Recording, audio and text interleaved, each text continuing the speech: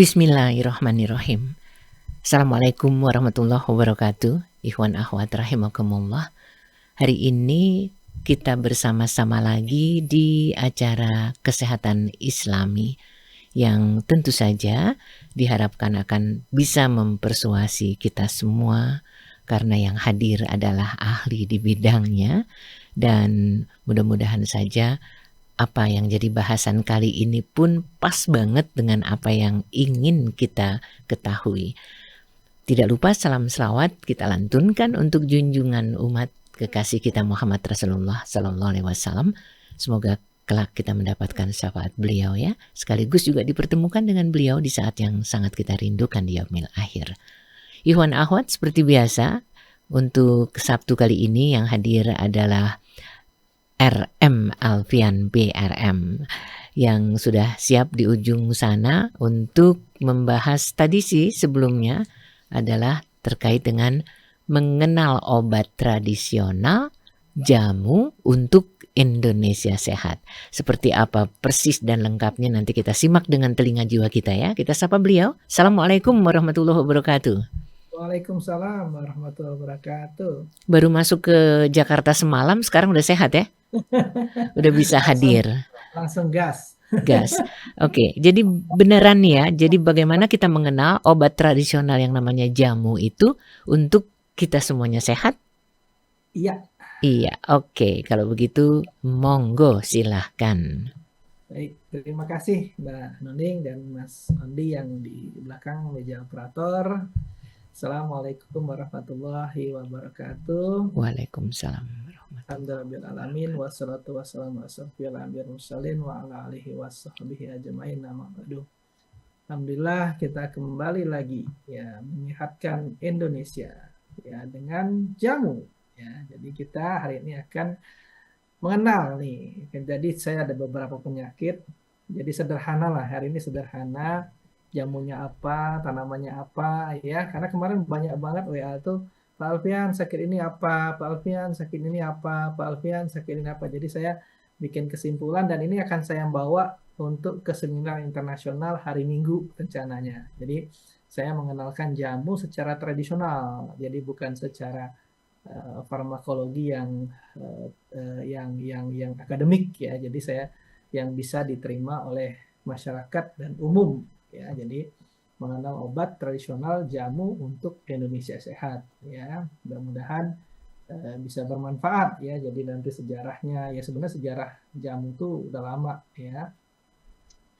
Nah ini kita udah tahu ya, Indonesia ini memiliki spesies tumbuhan yang banyak sekali ya dan berpotensi obat ya. Sampai dulu ada buah merah ya, ada pasak bumi ya, ada apalagi yang terkenal dulu sarang semut ya. Sangat banyak sekali ya, karena kita mempunyai banyak pulau ya, dan kita juga di daerah tropis ya. Jadi daerah tropis ini sangat subur ya. Kalau daerah-daerah lain bisa 4 musim, saat dia dingin dia tumbuhan itu mati ya, saat musim kering apalagi ya. Nah kita ini ya hidup di tropis ya, hanya hujan dan panas ya.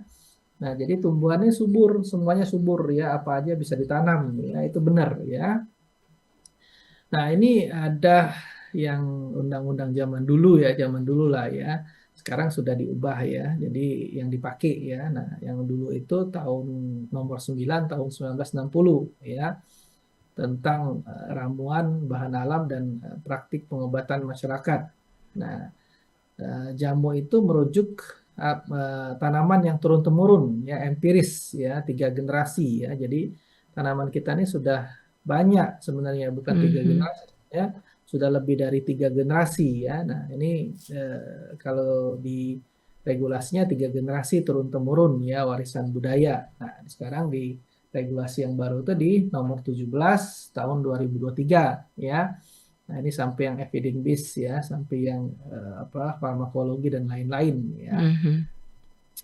Nah ini sebenarnya sejarah ini bukan abad 13 saja ya. Kemarin tuh saya dengar malah ada 5.500 tahun yang lalu ya. Nah, malah yang kemarin waktu saya ke BP POM ya, ketemu Pak Kepala BP POM ya. eh, Mhm. Nah, itu dia menyebutkan 31.000 itu sudah ada amputasi ya di waktu di Kalimantan di Borneo ya. Nah, pas saya cek-cek jurnalnya, jurnal Nature itu memang ada ya. Ternyata amputasi itu sudah dilakukan 31.000 tahun yang lalu. Jadi Mhm. zaman-zamannya manusia purba ya. Nah, berarti kan mereka sudah punya apa tuh anestesi ya. Kan kalau motong kaki itu kan nggak sembarang Iya. ya. Pembuluh darah, infeksi sekunder ya. Berarti kan dia sudah menggunakan herbal dan lain-lain. Cuman saya belum dapat ya. Nah, ini cuman yang kita lihat yang terbukti nyata ya. Nah, abad 13 ini kan dari temuan arkeolog pada masa kerajaan Majapahit ya, abad 13 ya, Prasasti Mandapura ya yang disebut atau apa acaraki ya, Mhm. Racikan ya, bagaimana praktiknya ya dan strukturnya. Nah, setelah itu masuk ke abad ke-14, ke-16 ya, di mana eh, apa interaksi antara pedagang ya Arab dan Islam ya itu di kitab Al-Tib. Nah, itu juga ada ya. Nah, terus eh, yang muda lagi ya abad ke-16 ya itu ada buku yang dibuat pada waktu masa kolonial ya yang namanya Historia Naturalis et Medica Indiae Orientalis ya 1658 oleh Jacobus Bontius dan Herbarium Abonense ya 1741 1750 ya. Nah, ini eh, pada saat abad ke-16 17 ya. Nah, lalu naik lagi ke 18 ke 19 ya di mana kitab tertambah ya itu manuskrip pengobatan tradisional Nusantara ya. Nah, saya itu pengen banget ya kalau bisa menemukan yang zaman-zaman dulu ya karena Mhm. di China itu dimuseumkan ya di kitab-kitab dokter-dokter zaman dulu tuh dibikin daminya ya karena aslinya disimpan ya daminya tapi mirip banget ya. Nah, kalau kita bisa seperti itu jangan-jangan kita juga lebih tua ya pengobatan zaman lebih tua ya. Mhm. Mudah-mudahan nanti ada pemirsa yang mendengar ya siapa tahu nanti memberikan saya manuskrip yang kuno ya. Bisa jadi ya karena saya yakin ya kita pasti lebih lebih tua ya karena kita ini daerahnya strategis ya. Nah, ini juga ada praktik empiris ya dengan religi ya dulu tuh dengan jampi-jampi ya kata orang tuh ya kalau zaman dulu ya. Nah, terus ada lagi setelah itu masuk ke Serat Centini ya atau di Kesunanan Surakarta ya, Jamu, Primbon. Nah, ini zaman dulu ya. Padahal kalau di susunan kerajaan saya itu ada juga silsilah ke Surakarta ya, di Surakarta, Demak ya. Nah, cuman nggak tahu kemana ya itu apa manuskrip itu ya atau disimpan atau gimana ya. Nah, ini ada eh, di kajian Thomas Horsfield ya dengan Medical Properties of the Principal Vegetable of the Island of Java ya Mhm. 1816 ya menjadi tonggak awal studi botani medis. Nah, terus nanti abad ke-20 itu sudah Hindia Belanda ya mengkaji, mempraktikkan dan mengekspropriasi pemanfaatan tanaman secara sistematis. Nah, lalu pada 1951 ada industri jamu ya, Sido muncul ya. Terus bangkitlah industri jamu saat itu ya, waktu itu dicanangkan oleh Presiden kita ya, Bambang Yudhoyono Susilo Bambang Yudhoyono yang waktu itu tahun 2008 ya. Nah, berlanjut sampai sekarang ya. Kalau sekarang sudah di modern ya, sudah farmakologi ya, sudah diekstrak ya. Nah, ini sejarah-sejarahnya ya. Nah, obat asli Indonesia ini berasal dari tumbuhan, hewan, mineral ya. Sama di China juga ada hewan, ada mineral ya, ada juga tumbuhan ya. Nah, ini ada pengalaman empiris ya dengan Undang-Undang Nomor 17 Tahun 2003 tentang kesehatan ya yang memenuhi aspek keamanan mutu dan manfaat berbasis bukti ya yang berasal dari bahan alam ya diolah teknologi atau hingga modern ya atau Hmm. sederhana ya, turun temurun ya, dan kearifan lokal atau etnomedicine. Nah, obat tradisional ini tadi sudah disebutkan ya, berbasis bukti empiris ya. Terus tadi juga sudah disebutkan juga literatur klasiknya, serat jampi Jawi ya, terus referensi ilmiah, farmakope, materia medika ya. Nah, di China itu Chinese materia medika. Nah, kita materia medika Indonesia ya. Jadi materia medika Indonesia itu ada 6 ya. Kita lihat tanaman-tanaman Indonesia itu ada semua ya. Terus ada regulasi yang dari BP POM dan lain-lain ya. Nah, keunggulan obat tradisional nih apa sih ya? Jadi kalau misal kita gunakan dengan tepat ya, nah efek sampingnya sangat kecil ya. Nah, terus juga sebagai komplementer ya, jadi meningkatkan kualitas hidup ya. Kayak kemarin saya tuh udah kecapean ya dari Beijing ke Tianjin ya, mau flu-flu, banyak yang flu batuk tuh banyak banget ya, yang di rombongan tuh ya, di rombongan lain ya, di negara yang lain ya. Nah, nyambung-nyambung kan kalau flu itu kan, karena sudah gatal-gatal saya bawa herbal ya, herbal stamina ya. Jadi sebelum kena saya minumin aja daripada saya kena ya. Hari ini ya alhamdulillah ya sampai pulang nggak jadi flu itu ya. Jadi sudah nyebar-nyebar tuh ke orang Thailand juga kena ya. Jadi ya namanya kita satu ruangan ya, 21 orang ya dari seluruh dunia ya. Ada 13 negara ya, 8 negara ya, 8 negara, 8 negara ya. Nah, ini terjangkau ya, berbasis alam lokal ya, terus biayanya dapat meningkatkan produk yang telah terus distandarin. Nanti bisa distandarin kalau sudah fitofarmaka ya. Terus bisa digunakan untuk mandiri ya. Terus bisa juga memberikan efek sinergis ya, atau antioksidan, antiinflamasi ya, imunomodulator, mendukung keseimbangan fisiologis tubuh ya. Jadi ya bisa dipakai bersamaan. Misalnya kita mau BAB, kita makan lidah buaya dengan daun sendok ya. Nah, itu bisa bersifat sinergis ya, atau untuk imunitas bisa juga ya. Nah, kelemahannya ya efek farmakologisnya bersifat kompleks ya, karena dia multikompon ya, tidak seperti obat medis. Jadi obat medis pasti lebih cepat ya. Terus variabel bahan bakunya, nah ini susah terstandarisasi ya, kecuali tadi fitofarmaka ya. Terus kestabilan fisiknya, karena dia ini bersifat higroskopik ya, menyimpan air. Jadi dia suka jamuran ya. Nah, terus keterbatasan uji klinis ya, fitofarmaka itu cuma berapa ya, nggak banyak ya. Jadi uji klinis yang sudah fitofarmaka itu sangat sedikit ya. Terus suka resikonya terkontaminasi ya dengan mikroorganisme ya. Standarisasi untuk penyimpanan pengepakan tuh perlu sekali ya. Nah, ini dasar dari ilmu obat tradisional adalah etnobotani ya, hubungan antara manusia, tumbuhan ya, memanfaatkan sebagai obat ya. Terus ada lagi etnofarmakologi ya, mengkaji, mengetahui, mengintegrasikan penelitian ilmiah. Ada lagi kemotaksonomi ya, menganalisa hubungan kekerabatan tumbuhan ya, berdasarkan senyawa kimia ya.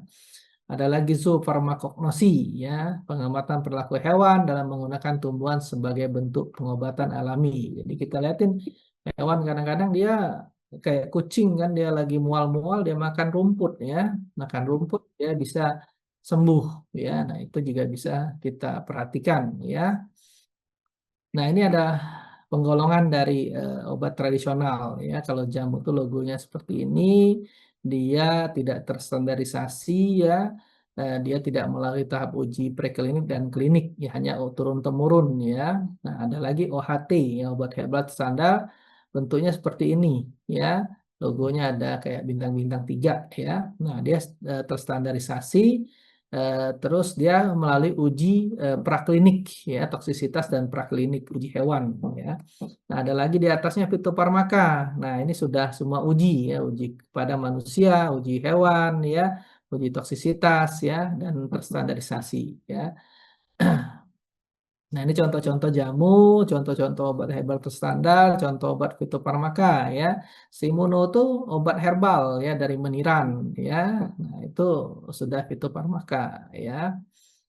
Nah, ini ada tanaman eh, obat atau jamu yang bisa digunakan untuk asam urat. Nah, jadi saya bikin ini eh, sederhana ya, pengetahuannya sederhana, tapi bisa digunakan ya. Jadi asam urat ini sudah kita ketahui ya. Asam urat ini penyakit metabolik ya. Jadi yang menyebabkan apa tuh deposisi kristal monosodium urat ya pada sendi. Jadi bengkak-bengkak sendinya merah ya, terus nyeri ya, panas ya. Nah, itu ya karena apa? Konsumsi makanan tinggi purin ya, seperti daging merah, jeroan ya, seafood ya, alkohol ya. Terus ada juga faktor genetik atau riwayat keluarga, obesitas ya, terus juga kondisi medis tertentu ya seperti hipertensi ya, diabetes mellitus dan penyakit ginjal ya. Nah, ada juga penggunaan obat-obat tertentu ya yang bisa meningkatkan apa asam urat ya seperti diuretik ya dan aspirin ya. Nah, itu biasanya dia akan mempengaruhi ekskresi asam urat ya, jadi naik asam uratnya ya. Nah, ini ada tanaman-tanaman yang bisa menghambat, yang bisa mengatasi ya dari mekanisme dari GOT ini ya, atau asam urat ini ya. Pertama adalah penghambatan pembentukan asam urat melalui inhibisi santin oksidase. Jadi kalau di biokimia itu asam urat itu terbentuk dari santin oksidasi, santin asam urat. Nah, di santin oksidase ini dihambat ya. Nah, seperti tanaman anting-anting, ya, ada lagi daun sendok, ya, ada lagi kayu secang, ya. Nah, ini bisa untuk menghambat santin oksidase, ya, tempuyung juga bisa, ya. Nah, ada lagi untuk meningkatkan ekskresi pengeluaran, ya, diuretik, ya, karena kalau kita minum air putih banyak, sebenarnya asam urat juga keluar, ya. Nah, ini bisa dibantu dengan tanaman lain, ya, seperti rosella, bunga rosella, ya, terus juga bisa dengan daun selindri, ya. Nah, terus juga bisa karena dia tadi pertama kita harus menghambat pembentukan asam urat, terus kita harus keluarkan asam uratnya. Nah, yang ketiga kan dari hasil proses asam uratnya kan ada inflamasi, ada bengkak, ya, ada peradangan. Nah, ini ada tanaman yang bisa mengatasin peradangannya, ya, seperti bangli, ya, bungli ya, bungli daun serai ya, ada rimpang temulawak ya. Nah, ini tanaman bisa dicari ya. Dan ini resepnya sangat bagus ya, sangat bagus ya. Bisa digunakan ya. Nah, ada lagi pegalinu ya. Ini saya sebutkan satu-satu tapi tidak formulasi ya. Jadi biar lebih gampang dicari ya. Nah, pegalinu ini kan sering banget terjadi ya. Kalau kita udah kecapean ya, atau kita olahraga fisik tanpa pemanasan ya, atau ada cedera otot ya, atau postur tubuh yang tidak ergonomis ya, misalnya duduknya terlalu begini ya, atau duduknya terlalu nunduk atau terlalu tegang ya, nah atau dehidrasi ya, kurangan minuman, untuk kurang minum ya, atau aktivitasnya fisiknya kurang ya, stres ya, kelelahan fisik ya, ataupun mental. Nah, mentalnya lebih penting ya, kadang-kadang sakit mental ini malah kemana-mana ya sakitnya ya. Terus keseimbangan elektrolit ya. Jadi secara fisiologi nyeri otot lebih berkaitan dengan mikro kerusakan serabut otot ya, dan proses inflamasi lokal dibandingkan dengan penumpukan asam laktat ya. Jadi ya, kayak saya pulang dari China ya, nyambung ya dari apa Beijing, Tianjin, Chengzhou ya, pulang lelah sebenarnya ya. Nah, tapi karena kita tadi sudah biasa apa olahraga ya, kemarin saya juga paksakan ya sebelum berangkat tuh saya harus olahraga ya, pokoknya saya meningkatkan fisik ya. Jadi sudah latihan dulu sebelum berangkat tuh karena udah tahu ya di sana tuh pasti melelahkan ya. Nah, ini ada tanaman-tanaman yang bisa untuk mengatasi pegal linu ya. Nah, seperti untuk analgesik ya. Nah, bungli ini bisa untuk analgesik ya. Cengkeh. Nah, cengkeh ini udah banyak ya. Banyak orang menggunakan essential oil cengkeh untuk spa, untuk urut ya. Nah, ini sangat bagus ya, saya juga punya dari cengkeh. Ini cengkeh nih, ya dari cengkeh ya. Nggak kelihatan kali ini. Nah, cengkeh, terus ada lagi yang untuk membuat sensasi hangat, karena hangat tuh yang bikin enak, nyaman, ya sirkulasi. Ya. Nah, itu biasa kita gunakan jahe ya, atau bawang putih, atau gandaspura. Ya, gandaspura itu yang kalau kita campurin dengan essential oil itu, nah itu dikasih gandaspura tuh enak banget ya, hangat-hangat ya, jadi sirkulasi darah ya. Nah, terus juga ada sebagai antiinflamasi ya, tadi anti nyeri, sekarang antiinflamasi, anti bengkaknya ya, mungkin ada bengkak-bengkak yang sudah mikro tadi yang kerusakan otot ya, cedera misalnya ya, atau trigger point ya yang berenjel-berenjel itu kan suka kalau kita dipijit tuh ada berenjel-berenjel ya. Pas sudah dipijit berenjelnya dihilangkan, sudah hilang kan, sudah enak ya. Nah, itu bisa kita gunakan seperti temulawak ya, serai ya. Nah, ini sangat efektif ya, dia bisa menurunkan rasa nyeri dan peradangan ya. Nah, ini sangat bagus ya, sangat bagus sekali ya. Tanaman-tanaman ini bisa digunakan ya. Dan ini sederhana, saya tampilkan secara sederhana ya. Nggak usah tinggi-tinggi karena nanti susah ya. Kecuali di kelas ya, akademik ya.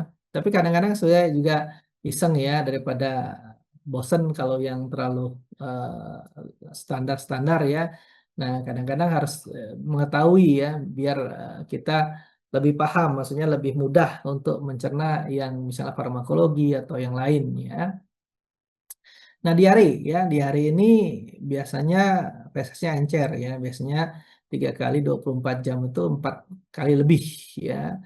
Moncor lah ya. Nah, kenapa ya? Karena biasanya infeksi ya, virus, bakteri, parasit, terus intoleransi makanan ya. Kadang-kadang kita intoleransi laktosa atau sensitif terhadap gluten ya, bisa juga ya, atau alergi makanan tertentu ya.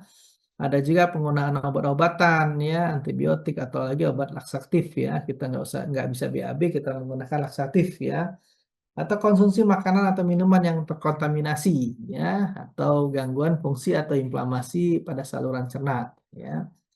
Nah, ini ada tanaman-tanaman yang bisa membantu ya untuk diare ya.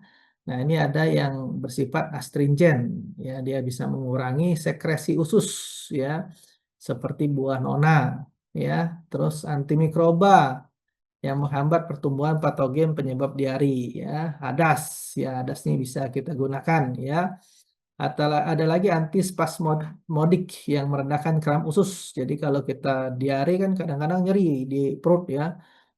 Sampai melilit ya, sampai sakit ya, sampai kram ya. Nah, ini bisa kita gunakan menta atau peppermint ya. Ada lagi agen suportif yang membantu memperbaiki fungsi saluran cerna ya. Kadang-kadang kalau kita sudah BAB berkali-kali kan luka ya, lecet ya. Nah, ini bisa kita gunakan jali ya. Nah, ini tanaman bisa ditemukan semua ya. Nah, ada lagi kebalikan dari diare, susah BAB ya, sembelit ya, atau dia susah untuk mengeluarkan fesesnya ya, kurang serat kata orang tuh ya, atau panas dalam kata orang yang sering ya. Nah, ini asupannya memang seratnya rendah biasanya, terus aktivitas fisiknya kurang ya. Kadang otot peristaltik usus itu perlu dibantu ya, dengan kita jalan, dengan kita bergerak ya. Jadi peristaltik usus itu bergerak ya, sehingga BAB-nya lebih bagus ya. Nah, terus mungkin kekurangan air ya, dehidrasi ya. Terus dia juga menggunakan obat-obat tertentu, antidepresan atau opioid ya. Antidepresan ini kan dia membuat rileks. Jadi otot-ototnya rileks juga ya. Jadi malah susah mendorong ya. Nah, terus juga menahan buang air besar ya. Kadang-kadang wah kita tanggung-tanggung menahan ya. Ada kondisi lain juga ya seperti hipotiroid ya, diabetes ya, atau gangguan fungsi usus ya. Nah, tanaman untuk konstipasi ya ada yang bersifat laksatif ya, laksan atau laksatif ya, yang bisa merangsang peristaltik usus. Nah, seperti daun sena ya, atau daun jati Belanda ya. Tapi daun sena ini hati-hati ya, kalau yang sensitif langsung moncor ya. Terus ada juga Agen book forming ya yang meningkatkan volume feses ya melalui penyerapan air. Jadi dia lebih lebih apa ya, lebih basah ya, lebih lembab ya. Nah, ini bisa dengan daun sendok ya. Ada lagi pendukung pencernaan ya, pepaya nih. Makanya kan kalau orang makan pepaya itu biasanya lancar BAB-nya ya. Pepaya itu memang mengencerkan feses ya, bisa mendukung pencernaan kita ya. Nah, ada juga modulator hepatobiliar ya yang mendukung fungsi pencernaan seperti kunyit ya. Ada lagi agen pelumas yang membantu melunakkan feses ya seperti minyak biji bunga matahari ya atau minyak zaitun ya. Nah, ada lagi untuk hipertensi. Nah, ini penyakit-penyakit yang saya sebutkan yang sering terjadi ya, maksudnya yang sering sering apa di masyarakat ya. Nah, hipertensi ini ya karena tadi ya makanannya 4 sehat 5 sembarangan ya. Dia awalnya makannya bagus ya. Tiba-tiba makanannya sudah makanan yang 4 sehat 5 sembarangan ya. Jadi akhirnya eh pembuluh darahnya itu lumutan ya. Nah, bisa juga karena genetik ya, genetik. Terus juga, nah tadi yang konsumsi garam berlebih ya, terus kurang aktivitas fisik, ya obesitas ya, penambahan usia yang menyebabkan penurunan elastis pembuluh darahnya ya, kaku pembuluh darahnya ya, getas ya, atau merokok, alkohol ya. Nah, terus ada lagi kondisi-kondisi tertentu ya, misalnya yang dia ada ginjal ya, ada DM ya, atau gangguan hormonal. Nah, ini sangat sangat semua sangat pengaruh ya. Nah, ada lagi eh, tanamannya ya, yang untuk mekanisme dari tensi tadi ya, hipertensi. Nah, bisa kita gunakan tanaman yang melebarkan pembuluh darah ya atau sebagai vasodilator ya. Nah, vasodilator ini bisa meningkatkan relaksasi pembuluh darah ya seperti alpukat ya, bawang putih ya, kumis kucing ya. Nah, terus ada lagi diuretik yang membantu menurunkan volume cairan ya seperti alang-alang ya dan belimbing wuluh ya. Kalau kencing kita lancar, keluar, natrium klorida keluar, nah biasanya tensinya turun ya. Nah, ada lagi yang bersifat sedatif ya, karena kadang-kadang orang tensi tinggi karena stres ya. Nah, kita perlu juga yang menurunkan stres ya, aktivitas sistem saraf simpatis ya. Jadi dia menurunkan simpatis ya, yang menggebu-gebu tadi ya. Kalau parasimpatis yang lemes ya. Nah, seperti ketumbar ya, pala ya. Makanya kalau pasien-pasien yang suka suka dia apa stres ya, saya suka kasih pala ya sama minyak pala ya. Ada minyak pala, terus saya kasih akupuntur ya di lintang di pahunya ya, supaya dia jadi rileks ya, jadi rileks ya. Jadi orang tensi tinggi ini bisa juga karena stres ya, itu. Nah, ada lagi DM, ya, diabetes, ya, mellitus, ya.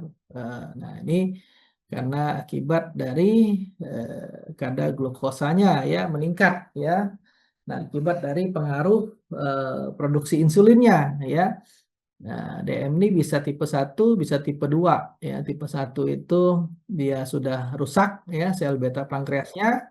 Kalau tipe 2 itu dia masih ada pabriknya tapi jumlah produksinya sedikit ya. Makanya kalau tipe 1 biasanya butuh insulin ya. Nah, ini ada faktor riwayat genetik ya, obesitas ya, kurang latihan fisik ya, penambahan usia, gaya hidup tidak sehat ya seperti tinggi gula ya, lemak ya, merokok ya, alkohol ya. Nah, terus kondisi medis terkait seperti hipertensi atau sindrom metabolik ya, atau gangguan produksi atau fungsi insulin ya bermasalah ya. Jadi dia gula itu numpuk di seluruh pembuluh darah. Akhirnya gula itu apa tuh kalau ke kaki dia jadi baal ya, jadi kesemutan dulu jadi baal ya karena paling jauh tuh dari jantung adalah kaki ya, makanya kakinya suka bermasalah ya. Nah, ini ada tanamannya ya yang bersifat insulin nootropik ya yang meningkatkan sekresi insulin ya. Nah, bisa kita menggunakan daun alpukat, bawang putih ya, kunyit ya. Ada lagi insulin sekret ini yang bisa merangsang pelepasan insulin ya seperti ciplukan ya, sambiloto ya, mengkudu ya. Nah, ada lagi insulin sensitif ya yang meningkatkan respon ya jaringan terhadap insulin seperti sambung nyawa ya. Nah, terus ada lagi yang menghambat enzim pencernaan ya. Jadi yang menghambat karbohidrat sehingga penyerapan glukosa kita tuh tidak cepat ya. Nah, jadi dia jadi kan kalau kita makan itu kan cepat diolah kan jadi gula ya. Nah, dia menghambat supaya gula itu tidak cepat tersebar di pembuluh darah ya. Nah, ini yang bisa menahannya itu adalah menghambatnya meniran ya, buncis ya. Cuman hati-hati kalau buncis ya, kalau ada asam urat naik kalau nggak ada aman ya. Gitu. Nah, ini ada sehat pria. Nah, ini dibutuhkan banget nih sehat pria ya. Nah, kadang-kadang pola makan yang tidak seimbang ya, kurang asupan nutrisi ya, terus juga kelelahan fisik berlebihan, stres ya. Nah, terus kebiasaan tidak sehat ya, tadi ya merokok, alkohol ya, kurang tidur ya, terus obesitas ya, aktivitas fisiknya kurang ya, ada kondisi tertentu medis ya yang memengaruhi fungsi metabolik dan hormonal ya. Nah, ini ada tanaman-tanaman yang bisa membantu untuk kesehatan ya pria ya. Nah, ada tanaman yang menambah nafsu makan ya seperti jahe, kunyit ya. Terus ada juga tonik yang menyegarkan tubuh ya. Ada cabai jawa, ada mengkudu ya, ada lagi yang bersifat meningkatkan imunitas, imunomodulator ya. Nah, ini meningkatkan daya tahan tubuh ya seperti jintan hitam atau habatus soda ya, sambiloto ya, meniran ya. Nah, ini bekerja melalui peningkatan metabolisme, modulasi sistem imun, perbaikan fungsi fisiologis tubuh ya. Jadi ini herbal-herbal ini membantu menyeimbangkan ya, jadi menstabilkan. Jadi bukan untuk sebagai kayak kita sakit kepala makan obat sakit kepala ya. Jadi dia berfungsi untuk fisiologis tubuh ya. Jadi dia membantu ya. Jadi dia membantu menyeimbangkan ya homeostasis ya. Nah, ini ada lagi sehat wanita ya. Jadi jangan pria aja ya, wanita harus sehat ya. Nanti wah yang pria doang nih, ibu-ibu nggak ada nih. Ya, nah ada yang kurang pola makan tadi ya seimbang ya, malas makan ya, aktivitas fisiknya kurang ya. Terus gangguan kesehatan reproduksi ya seperti infeksi atau keputihan ya, stres. Nah, perempuan ini lebih banyak stres ya. Padahal bapak-bapak yang banyak kerja ya, tapi perempuan lebih stres ya. Kadang-kadang perempuan ini psikologinya lebih lebih lebih berperasaan ya.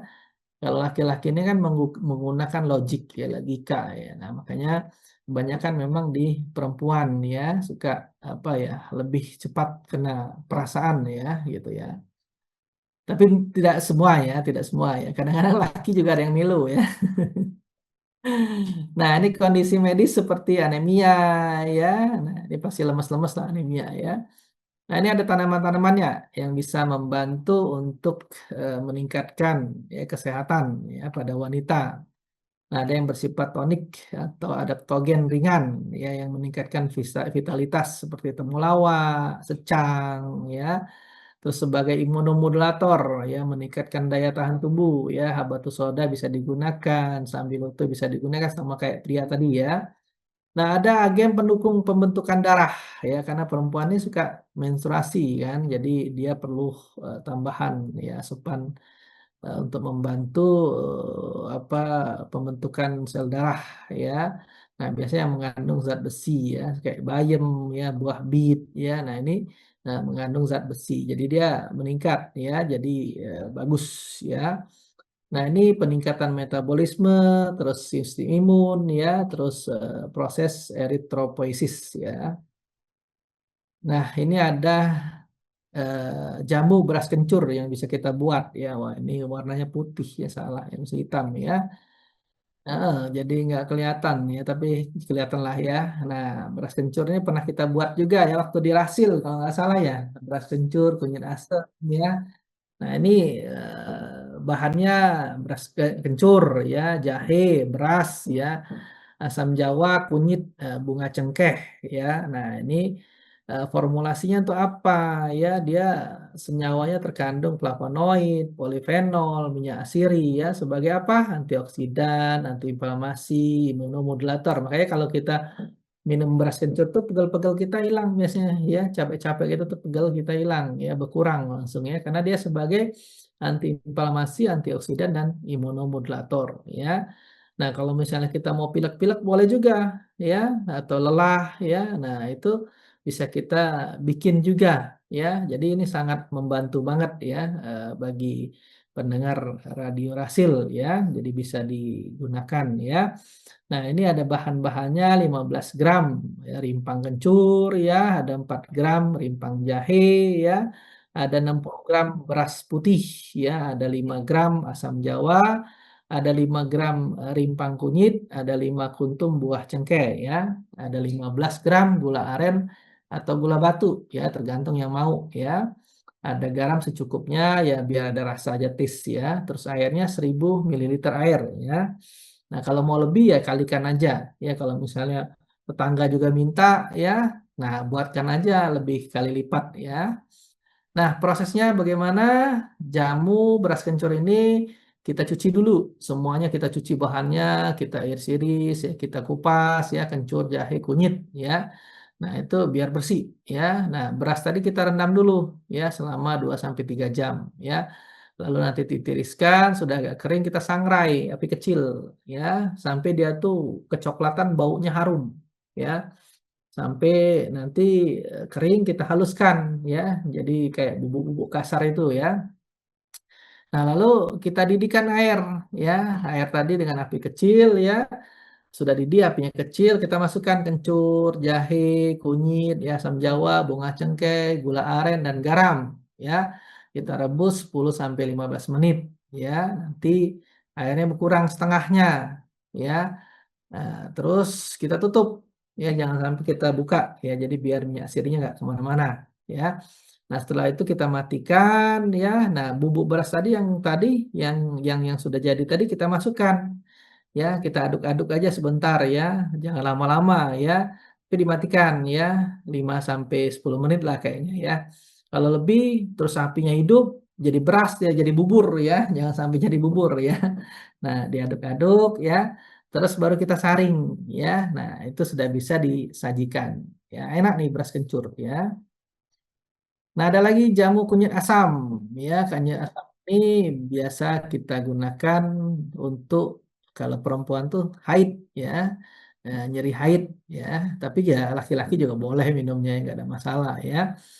Nah, ini mengandung kurkumonoid ya, flavonoid, polifenol ya sebagai antioksidan dan antiinflamasi. Makanya kalau yang wanita menstruasinya nyeri ya, dia bisa ya karena meredakan peradangan ya. Terus dia melancarkan menstruasi ya. Nah, ini ada 10 gram rimpang kunyit, ada 6 gram asam jawa, ada 0,1 gram biji pala, ada 0,05 kulit kayu manis ya.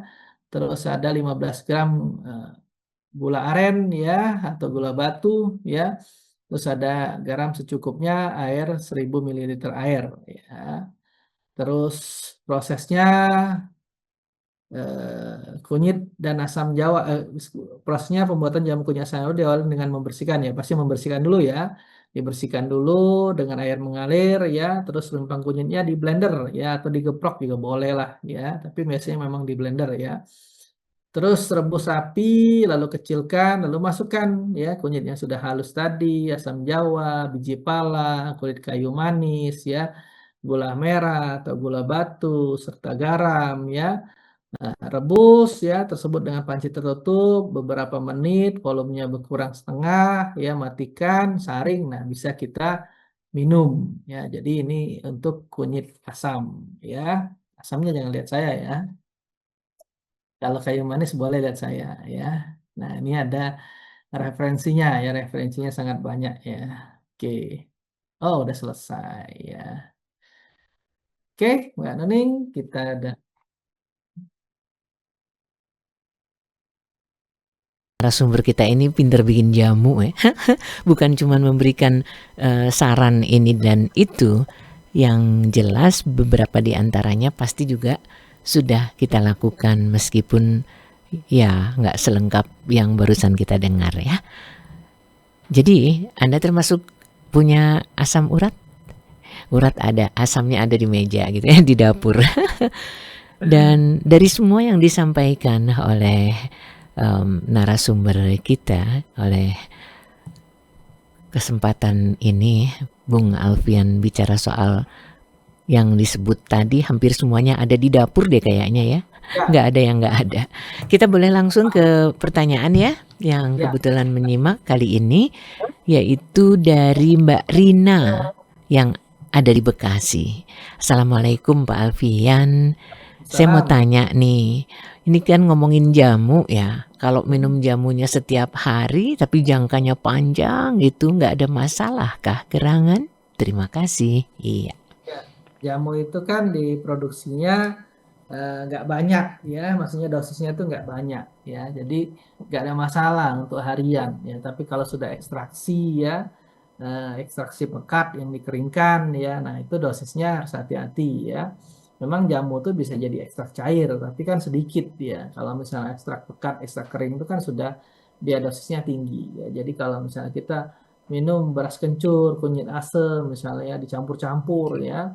Nah, satu botol itu mungkin 500 mili ya. Kita bikin 500 mili, kita minum pagi, siang, sore nggak masalah ya.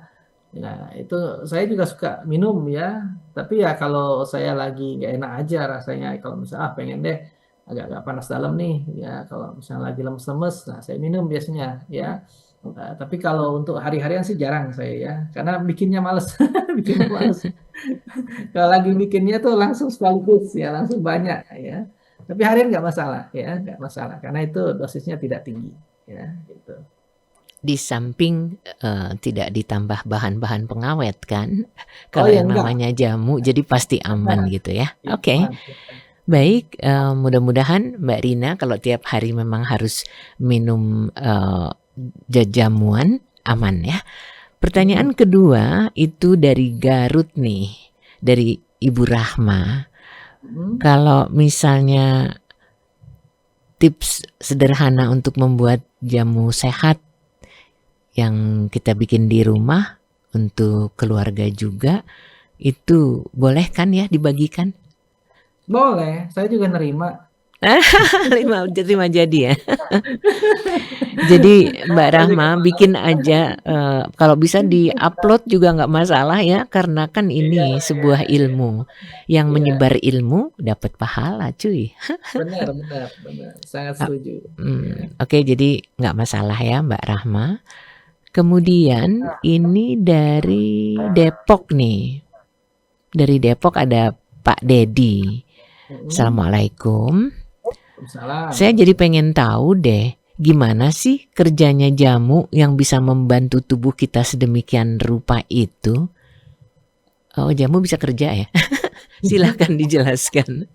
Ya, jadi jamu itu kan punya metabolit sekunder ya. Metabolit sekunder itu dari tanaman tersebut ya. Dia juga mempunyai metabolit primer ya untuk dia makan karbohidrat, ya protein dan lain-lain. Nah, tapi yang kita gunakan itu adalah metabolit sekundernya ya. Nah, metabolit sekunder itu ada flavonoid, ada polifenol, ya, ada saponin, ada astringent dan lain-lain ya. Nah, farmakologinya itu ya, farmakologi itu bagaimana kita mempelajari mekanisme kerja dari tanaman herbal tersebut ya. Nah, tanaman herbal tadi macam-macam ya, secara gampangnya gini aja lah. Orang dulu, zaman dulu kalau mencret ya, minum daun teh ya, minum teh ya pekat-pekat ya kalau zaman dulu tuh. Kalau enggak ada daun jambu biji, ambil rebus ya, tambahin ketumbar, tambahin kunyit ya, tambahin garam sedikit ya. Nah, itu ternyata setelah diteliti ya, daun teh itu dia mengandung tanin ya, jadi sebagai absorben ya, jadi dia mengikat air ya supaya kita nggak mencret ya. Nah, terus sama kayak si daun jambu biji ya. Nah, daun biji itu bisa juga ya mengeraskan feses ya. Terus kunyit itu untuk antibiotik, terus satu lagi itu ketumbar untuk menghangatkan lambungnya ya, jadi lebih enak kentut-kentut dia ya. Nah, kalau iya, karena kalau orang diare itu kan pasti kan kembung ya, kembung, nggak enak lah, nggak nyaman ya. Nah, dengan adanya ketumbar tuh bisa menghangatkan di perut ya. Nah, itu secara tradisional itu. Nah, terbukti sekarang ternyata ya. Mhm. Karena farmakologinya seperti itu, sederhana aja ya. Misalnya tadi kayak tadi asam urat. Nah, asam urat itu kan terjadi ada santin oksidase, santin asam urat.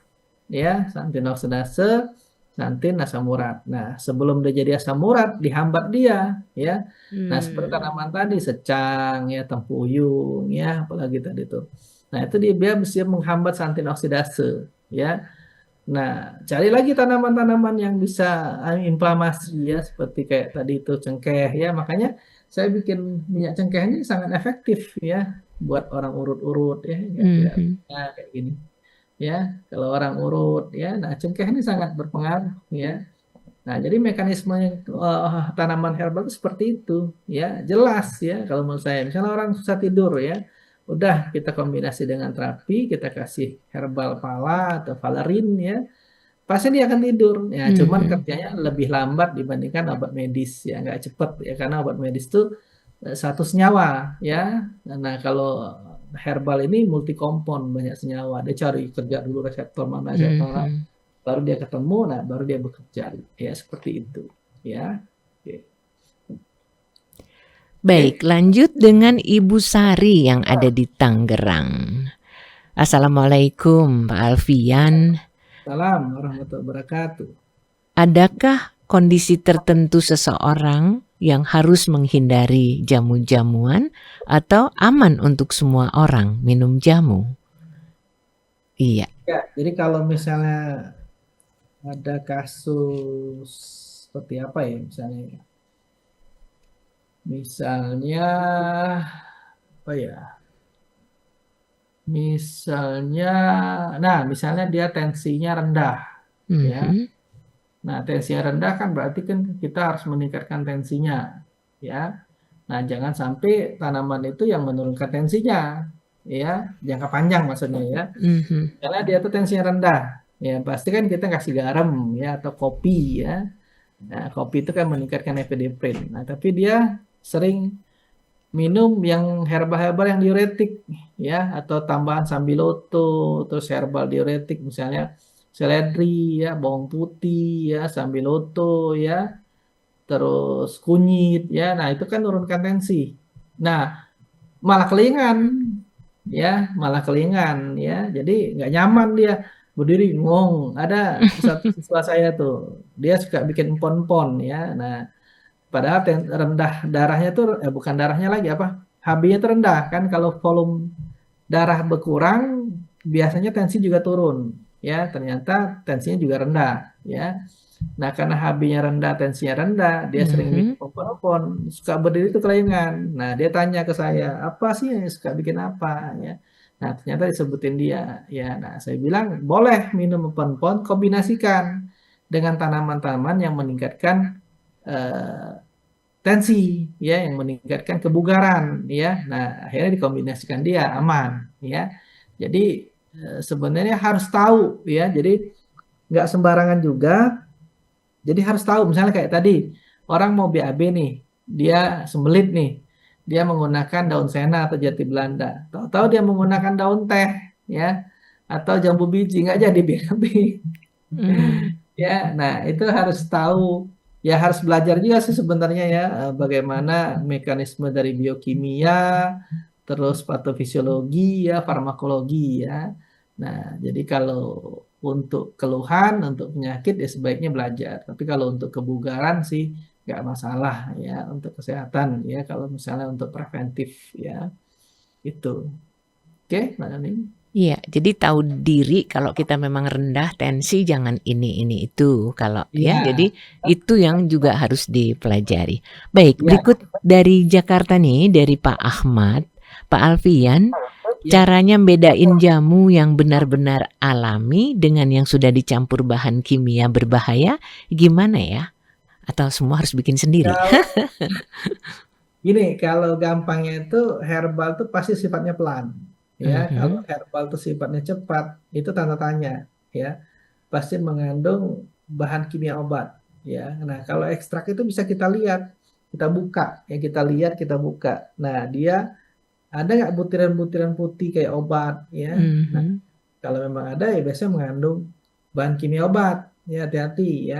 Terus juga apalagi ya selain itu eh, karena herbal itu nggak mungkin cepet ya. Herbal itu pasti lambat kerjanya. Kalau dia cepet tanda tanya, ya tanda tanya. Nah kalau dia mengandung BKO, repot Mhm. nanti ginjal kita yang bermasalah ya. Apalagi obat-obat golongan corticosteroid ya. Nah jadi Moonfish segala macem ya. Nah tapi kalau misalnya dia tidak mengandung campuran, aman-aman aja ya. Nah yang khawatir itu mengandung campuran BKO ya. Caranya seperti itu sih kalau mau tahu cepatnya ya. Jadi hasilnya itu chest plank biasanya. Karena Mmm, herbal itu nggak mungkin chest plank ya, pasti lambat kerja. iya. Oke. Lanjut dengan pertanyaan dari siapa nih? Oh, dari Bung Hendra yang ada di Cikarang. Kalau anak-anak atau lansia itu bukan orang dewasa biasa, ada nggak rekomendasi khusus dari Pak Alfian? Apakah aman baik itu anak-anak atau orang yang sudah lansia? Terima Oh, kasih. Ya, maksudnya konsumsinya, mm-mm. konsumsi dari herbal tersebut buat anak-anak sama lansia. Aman atau tidak? Ya, Hmm? jadi dosisnya aja. Kalau misalnya anak-anak ya dosisnya jangan terlalu banyak, setengah dari dewasa ya. Lansia juga sama, setengah dari dewasa ya. Karena kan pertama berat badannya berbeda ya. Terus juga Mhm. hmm, dosis dewasa dengan dosis anak-anak itu berbeda ya. Nah, biasanya kalau saya ya pakai ekstrak ya, tapi kalau untuk rebusan ya masih oke lah ya. Dan dia nggak mungkin banyak makan sekarung kan. Nah, ya nggak mungkin makan sekarung ya. Nah, tapi kalau ekstrak hati-hati. Biasanya kalau saya menggunakan ekstrak tuh saya suruh setengah kapsul atau seperempat kapsul ya. Nah, dia aduk dengan air, tambahin madu biasanya ya. Jadi melihat dosis anak-anak itu dan melihat dosis orang tua ya. Jadi tidak sama ya dosis anak-anak, dewasa, orang tua ya berbeda ya dari segi fisik, dari segi berat badan ya akan berbeda ya itu. Karena kita kalau dewasa itu kan aktivitas ya berat badan kita lebih berat ya, lebih masih bugar ya. Nah, itu perlu dosisnya agak tinggi ya. Oke. Oke. Kemudian ini pertanyaan bisa jadi mewakili banyak ikhwan akhwat yang lain karena kalau orang punya penyakit seperti diabetes atau darah tinggi, ini pertanyaan dari Mas atau Abang Yusuf yang ada di Karawang. Aman terapi herbal dengan jamu yang seperti apakah? Catatannya diabetes atau darah tinggi. Iya, Jadi gini, eh, Pak diabetes Yusuf. Aha. tinggi ya. Jadi Pak Yusuf, jadi kita harus tahu dulu nih kenapa dia diabetes, kenapa dia darah tinggi ya. Dicari penyebabnya, diagnosa dulu. Kalau saya tuh senang diagnosa dulu ya penyebabnya tuh apa ya. Kita telusurin dulu penyebabnya apa ya. Kalau misalnya dia tadi sudah tua baru kena tensi, baru kena diabetes ya. Nah, berarti kan ini kan proses degeneratif ya, proses Mhm. degeneratif. Nah, makanannya coba kita cek dulu ya, makanannya 4 sehat 5 sembarangan nggak? Ya. Ya, kalau makanannya masih 4 sehat 5 sembarangan percuma kita obatin ya. Nah, jadi pertama makanan dulu dipantangin. Misalnya dia sering makan soft drink, minum soft drink misalnya, atau dia sering minum gula ya, atau dia sering makan makanan yang berlemak ya sehingga pembuluh darahnya itu nyempit ya. Kalau gula induk segala penyakit. Jadi kalau dia ada gula biasanya kolesterol juga naik ya, asam urat juga naik. Nah, makanya gulanya dulu turunkan ya. Kalau bisa jangan manis-manis lagi ya. Lihat orang yang manis-manis saja ya. Ya, pokoknya gulanya tuh sudah stop atau ganti ya dengan stevia ya, ganti dengan tanaman ya. Nah, terus dia tensi hindarin dengan garam-garam ya. Nah, dia sudah banyak garam misalnya. Nah, kurangin garamnya ya menggunakan garam gunung atau garam-garam yang kurangin sedikit dosisnya ya. Nah, terus baru kita obatin ya. Misalnya dia tipe 2 dari diabetes tadi bisa kita obatin ya dengan herbal ya. Misalnya tadi sambiloto ya, terus ada daun sendok tadi ya. Terus juga ada buncis tadi ya. Nah, terus hipertensinya bagaimana? Ya kita lebarkan pembuluh darahnya ya dengan bawang putih, dengan seledri ya, dengan apa lagi? Untuk stresnya misalnya pala ya, misalnya dia agak stres juga ya, tambahin pala ya. Nah, tambahin dengan herbal-herbal yang membuat vasodilatasi, melebarkan pembuluh darah, bawang putih ya, seledri. Nah, seledri juga bisa untuk kencing, diuretik ya.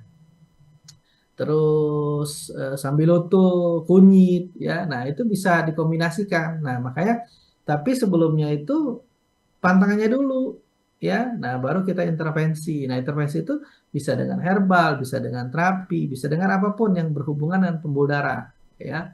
Berhubungan dengan sekresi insulinnya ya. Dibarengin puasa boleh ya karena selama ini dia bekerja itu insulin. Nah, kalau dia puasa berarti kan hormon glukagon yang kerja. Boleh. Hmm. Nah, jadi intinya tuh pertama tuh ya makanan yang dia dimakan ya itu. Ya. Oke. Oke, jadi istilahnya don't worry karena Baru dengan happy. perhitungan semuanya insya Allah bisa teratasi. Bisa, insya Allah bisa. Ya, itu. Kalau ini Ibu Nurul bertanya tentang apa nih? Ibu Nurul bertanya tentang aturan minum jamunya tuh. Kalau minum obat kan habis makan misalnya kan. Terus Oh, waktu terbaiknya atau mungkin ada pantangan-pantangan di waktu tertentu untuk minum jamu, mohon informasinya. Iya, terima kasih. ya, kalau jamu-jamu yang untuk misalnya lambung, ya lambung itu ya sebelum makan ya, biar ya enak lambungnya. Misalnya kayak kunyit ya, temu mangga ya. Nah, itu kan meredakan asam lambung ya. Jadi bisa kita gunakan sebelum makan ya. Tapi kalau misalnya herbal-herbal yang perih di lambung, misalnya yang bikin getir di lambung tapi harus diperlukan, misalnya kayak sambiloto itu kan perih ya. Mhm. Terus apa lagi yang perih-perih ini? Sambiloto, jahe ya. Jahe itu kan perih walaupun dia enak dianget ya, tapi dia perih ke lambung ya. Nah, itu yang asam-asam ya juga kita kurangin misalnya kunyit asam asamnya ya. Nah, itu sesudah makan bagusnya, sudah dilapisin lambung kita baru sesudah makan ya. Jadi sebelum dan sesudah makan. Nah, terus apa lagi tadi pertanyaan lupa saya jadi ya cuman itu ya. Yang Oh, oh, waktu makan. kapan? Malam kah? Subuh kah? Atau Jadi anytime? kalau aturan kita untuk pengobatan itu tergantung dosis tadi ya. Pertama dia dewasa, anak-anak atau orang tua ya. Nah dosis itu kan bisa kita buat 3 kali 1, 2 kali 1, 2 kali 2 ya.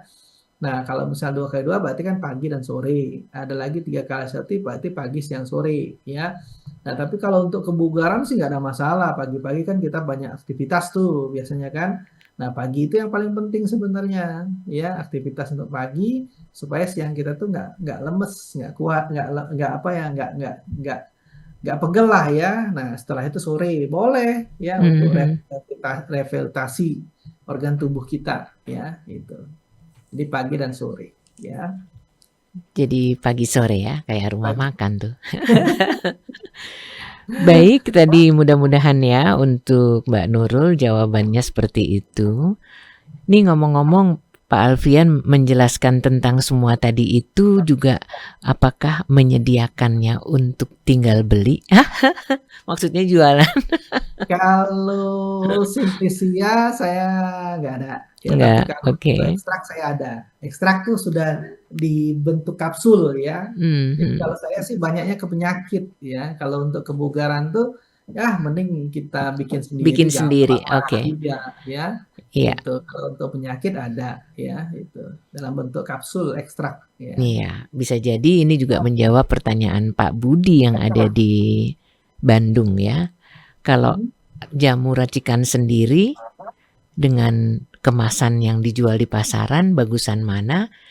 Ya, jawabannya sebagaimana yang sudah kita dengar dari Pak Alfian tadi, bikin sendiri lebih aman. Kalau yang disediakan Pak Alfian, kapsulnya, ekstraknya ya. Oke, kita masih ada waktu. Ini pertanyaan dari Cimahi nih, dari Pak Andi. Kalau terapi herbal itu bisa nggak sih dikombinasikan dengan pengobatan medis atau nggak boleh berbarengan? Harus satu-satu. Mohon pencerahannya. Iya. Ya, jadi bagus ya pertanyaannya ya. Nah, ini juga sangat banyak yang bertanya ke saya ya. Jadi kalau obat herbal sama obat medis itu boleh kita lakukan, tetapi kita berjarak ya. Jeda ya. Ya, beri jeda 1 atau sampai 2 jam ya, supaya tidak terjadi interaksi antara herbal dengan obat medis ya. Nah, kadang-kadang ada terjadi interaksi ya, misalnya dia menggunakan warfarin ya, sekitar herbal kita bawang putih ya. Nah, nanti terlalu encer darahnya ya. Jadi memang bagusnya diselang, dijeda 1 sampai 2 jam. Boleh herbal dulu, boleh obat medis dulu. Nggak ada masalah ya. Kalau saya selalu begitu ya. Karena nggak mungkin orang sudah diabetes, misalnya udah lama makan obat diabetes, kita stop dengan herbal, nggak bisa ya, karena dia udah kebiasaan, dia sudah cepat kerjanya. Nah, kita pelan-pelan gantikan ya, setelah pola hidupnya, pola makannya beres ya, terus kita kasih herbal, terus insulin, sensitivitas insulinnya meningkat ya. Nah, baru kita lihat hasil labnya ya. Kalau HbA1c-nya turun, bisa kita kurangin obat medisnya. Seperti itu kalau saya biasanya ya. Nggak bisa di stop langsung ya, langsung lonjakan ya bahaya ya, itu. Oke, lanjut lagi, kita masih punya waktu ya. Pertanyaan yang dikirim dari daerah mana nih? Oh, dari Sukabumi ya. Diminta oleh Mbak Fitri, pertanyaannya itu, di dalam kesehatan Islami, konsumsi jamu bagian dari ikhtiar menjaga kesehatan, berarti sebelum sakit, begitukah gerangan? Iya, betul kali ya. Ya, jadi kalau kita sebelum sakit ya lebih baik ya daripada sudah sakit ya. Kan ngobatin kalau udah sakit, kalau sebelum pencegahan. Ya, preventif ya, lebih lama. Nah, kayak kemarin tadi saya cerita yang ke Mbak Nuning tadi kan, saya berangkat dari Beijing ya, Jakarta Beijing, nyambung lagi ke Tianjin, nyambung lagi ke Chengzhou ya. Di awal itu sudah ada yang batuk-batuk ya, mungkin dia kecapean ya. Sudah ada yang flu ya. Nah, sudah tuh gantian ya, gantian. Terus pindah ke Tianjin ada lagi yang gantian ya. Di Chengzhou ada lagi yang gantian ya. Nah, saya pikir wah repot juga nih, kalau walaupun batuk pilek kan kita lemes juga kan, demam juga pasti kan, karena ada yang seputar kan. Nggak bisa nih, saya pengen jalan gitu kan. Penasaran nih, namanya kita di negara orang kan, saya penasaran ke Beijing. Habis dari kita lecture study, habis kita belajar ya, kelasnya sudah habis, kita jalan. Sayang dong kalau diem aja. Nggak mau, kita jalan kan, selesai itu jam 4:30, masih ada waktu kita.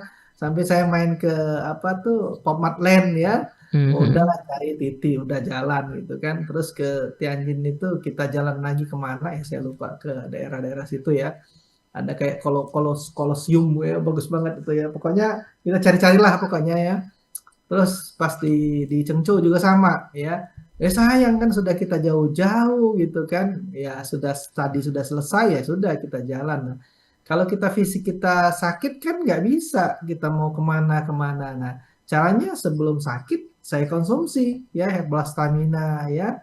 Terus saya konsumsi untuk radang ya. Terus saya konsumsi obat gastritis ya, yang herbal, dari herbal ya. Karena di sana kan sudah banyak cabai ya, cabainya tuh minyak cabai kayak itu ya, sama mala itu Bu, Mbak Nuning, Sichuan mala ya. Nah, mereka tuh pedesnya tuh pedes ke lambung ya, pedesnya ke lambung ya. Nah, jadi mungkin mereka udah biasa kali ya. Nah, jadi dia juga bikin dari apa tuh buah-buah difermentasi itu kayak vinegar, kayak jadi apa? Kayak asam itu ya, kayak bawang tuh dijadikannya asam fermentasi itu jadi asam ya. Nah, itu nggak bagus juga kalau kita nggak kuat lambungnya ya. Nah, jadi saya udah siapin semua tuh, udah pastilah kalau berangkat tuh pasti bawa ya. Jadi preventifnya ya kalau mau jangan sampai mau terjadi flu ya, kalau bisa stop dulu, jangan sampai kena dulu ya. Nah, repot ya. Nah, jadi kalau bagusnya ya kalau menurut saya sebelum ya. Tapi kalau memang kita sehat, kita nggak ada masalah, ya nggak perlu sih kalau menurut saya ya. Tapi kalau kita pengen untuk kebugaran ya, preventif nggak apa-apa, dosis kecil ya itu. Oke, ini sesuai dengan pertanyaan yang juga dikirim oleh Mbak Lina di Bogor nih. Untuk menjaga stamina, meningkatkan daya tahan, jenis apa yang paling dianjurkan dari jamu-jamuan ya? Jadi mencegah untuk menambah stamina tadi, herbalnya apa? Mbak Lina ada di Bogor. Oke. Oke, Mbak Nina ya. Jadi tadi kan sudah disebutkan ya untuk perempuan ya. Tadi bisa kita menggunakan habatus soda juga ya. Kita bisa meningkatkan tanaman-tanaman yang menghangatkan tubuh seperti jahe ya. Terus juga adas ya, terus kencur ya. Nah, kalau yang untuk pria bisa kita tambah dengan cabai Jawa ya. Jadi dia hangat ya. Hangat tuh meningkatkan imunomodulator ya. Makanya kalau di TCM tuh ada yin, ada yang. Nah, yang tuh yang siang ya, yang siang, yang malam tuh yin. Nah, yang itu yang menguatkan tubuh kita, menjaga stamina tubuh kita. Nah, biasanya yang tuh yang panas-panas ya. Nah, sesuai sih sebenarnya memang jahe ya, habatus soda. Makanya kalau kita udah kebanyakan habatus soda tuh kadang-kadang panas dalam ya, jangan salah. Jadi jangan terlalu banyak juga ya. Kadang orang sampai 6 kapsul ya. Akhirnya karyawan ya panas dia ya. Nah, makanya sesuaikan ya, sesuaikan dosis yang kita butuhkan ya. Kalau untuk jaga-jaga sedikit aja ya. Jadi herbal-herbal yang untuk meningkatkan stamina itu seperti yang menghangatkan ya, habatus soda, jahe, adas ya. Terus apalagi boleh kita tambahkan yang untuk mendinginkan juga. Jadi seimbang ya dengan kunyit misalnya. Jadi lambung juga enak ya, tamu mangga misalnya ya. Nah, terus apalagi untuk meredahkan gatal-gatal tenggorokan, kencur kita tambahkan ya. Nah, itu sangat bagus ya.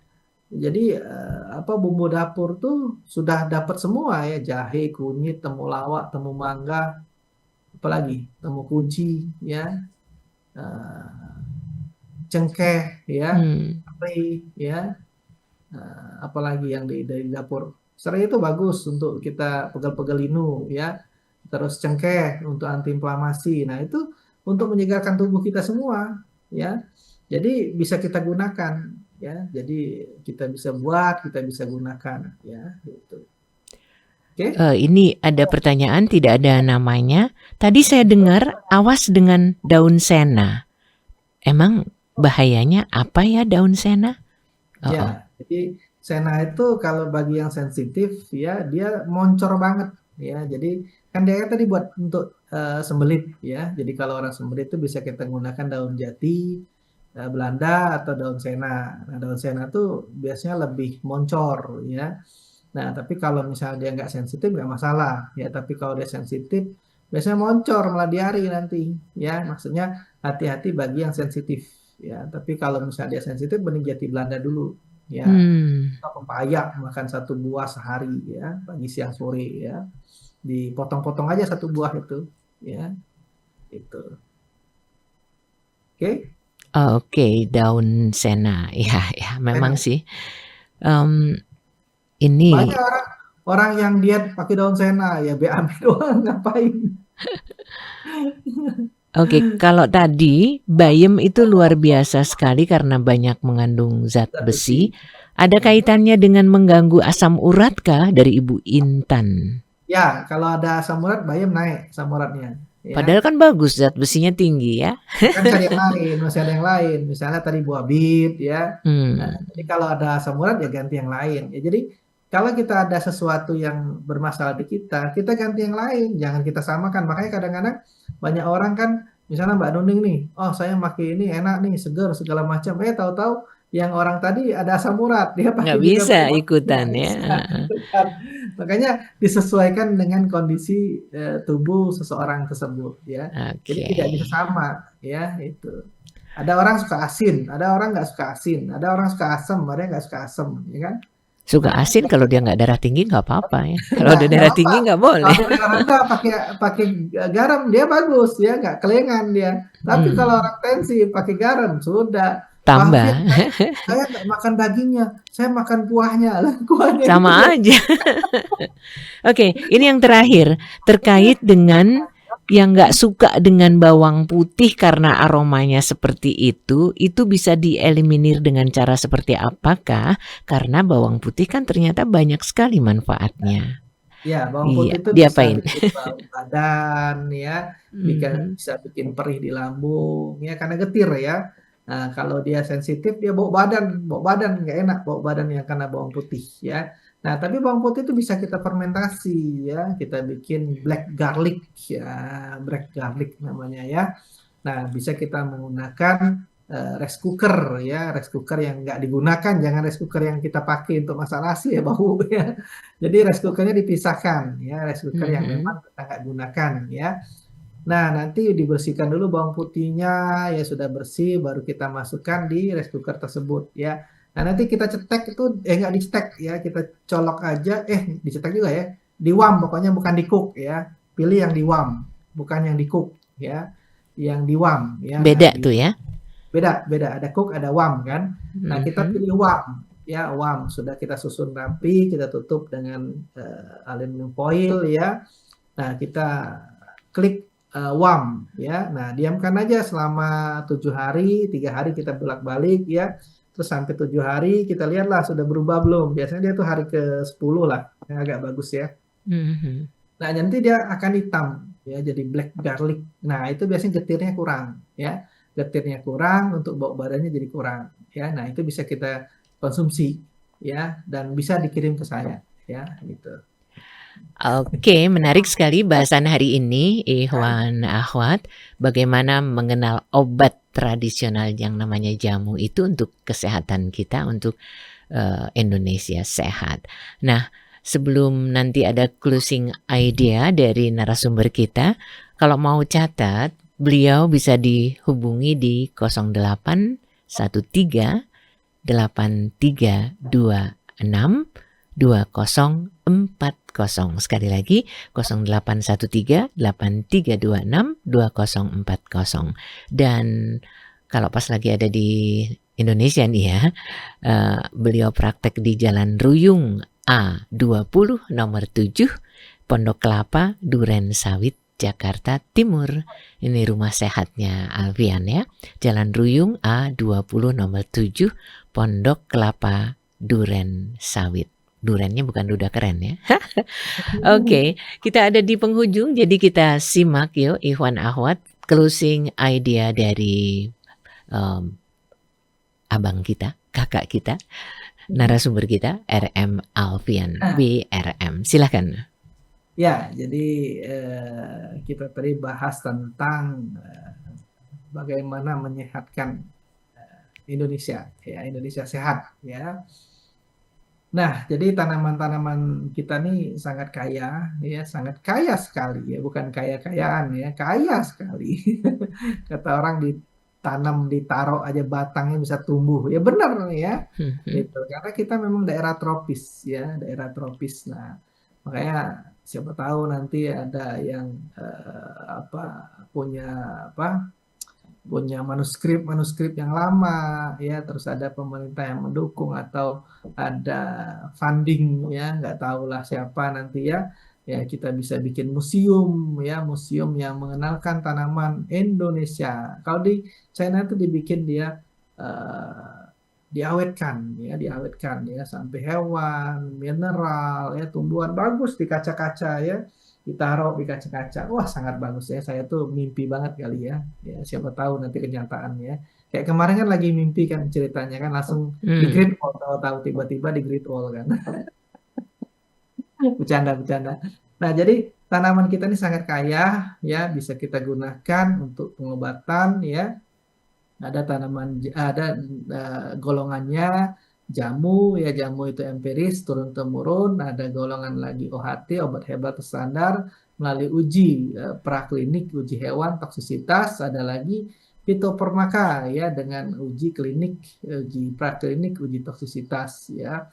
Nah, tanaman-tanaman yang bisa kita gunakan tadi banyak sekali ya, untuk sembelit, untuk diare, untuk diabetes, untuk hipertensi, untuk sehat pria, sehat wanita ya, untuk asam urat ya dan lain-lain ya. Nah, tanaman tersebut itu tersedia di dapur kita Hmm, ya, kebanyakan di dapur kita ya, kalau nggak ada ditanam lah di depan ya, saya nanam di depan ya.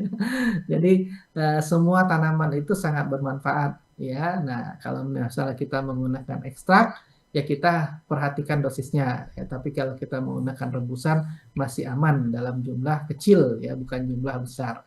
Nah, terus jangan lupa kita tidak bisa sama dengan orang lain ya. Kita harus tahu kondisi tubuh kita, kita ada asam urat atau ada diabetes atau ada hipertensi ya.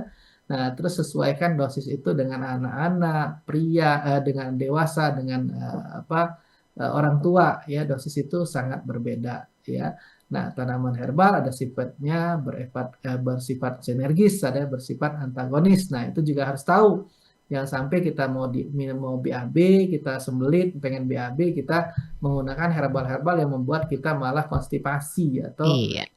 jadi susah BAB ya. Itu. Terima kasih. Sekali lagi terima kasih untuk kehadiran Kesehatan Islami bersama Bung RM Alfian. Dan bahasannya mudah-mudahan mempersuasi kita semua, membuat kita semakin paham untuk tidak menyia-nyiakan ciptaan Allah berupa tumbuh-tumbuhan yang bisa membantu kita untuk jadi jauh lebih sehat. Terima kasih sekali lagi Bung Alfian, juga untuk Sama-sama, Mbak. sahabat-sahabat yang ada bersama-sama Radio Silaturahim di daerah, yang ada di mana saja tuh, banyak ya. Satu di antaranya yang ada di Aceh juga salam katanya untuk teman-teman yang lain. Semoga yang di Semarang, Radio Silaturahim, yang ada juga di Banyuwangi, di Magelang itu Radio Almas ya. Kemudian juga Radio Latansa di Sukabumi, yang di Jogja juga Radio Silaturahim. Kalau memang bersama-sama dengan acara ini mudah-mudahan terpersuasi. Di Bondowoso juga ada, di Batam, di Palembang. Sekali lagi terima kasih untuk semuanya. Billahi taufiq wal hidayah. Wassalamualaikum warahmatullahi wabarakatuh.